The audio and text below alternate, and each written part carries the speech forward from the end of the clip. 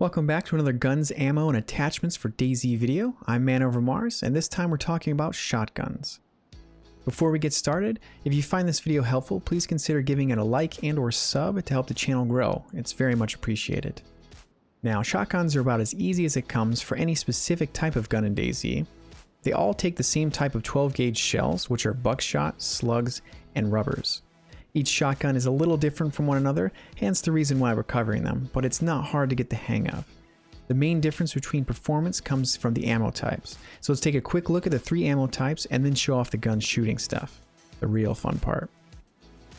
First up, we have 12 gauge buckshot. These red shells fire 8 small lead pellets that spread out, giving you a high chance of hitting your target and anything around it, but the downside being lower damage and lower range compared to a single projectile. Which brings us to 12 gauge slugs.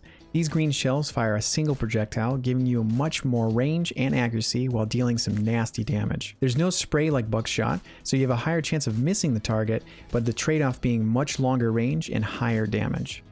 Here's a quick tip. An easy way I learned which shells are which at a glance is slugs are green, and I thought about slugs, the slimy little creatures, being green. Silly, but it helped me.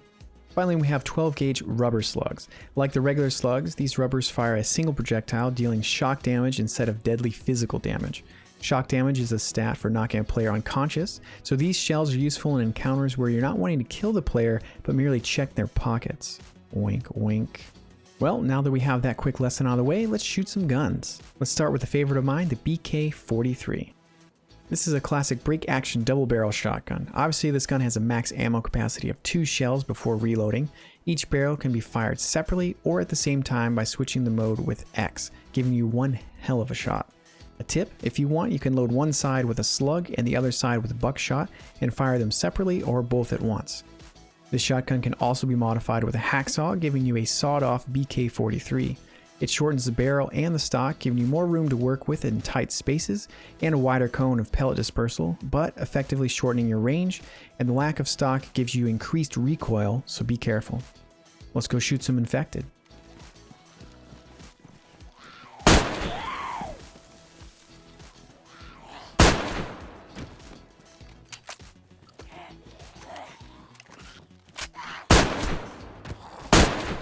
Next up, we have the BK-133.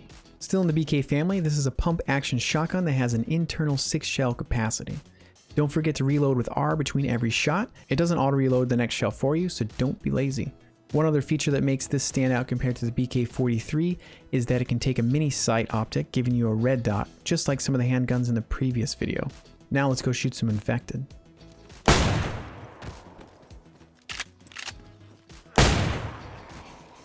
As you can see, this shotgun is very loud, as are all shotguns, so be ready for a swarm of infected when shooting it.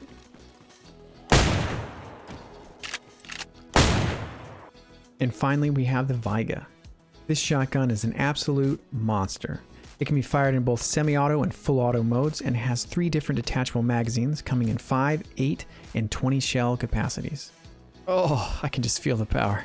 But we aren't done yet. The shotgun also takes the PSO-1 scopes, Cobra sights, P187L scope, and the 1PN51 night vision scope, as well as the Vaiga buttstock and the ghillie rifle wrap. Let's go shoot some infected.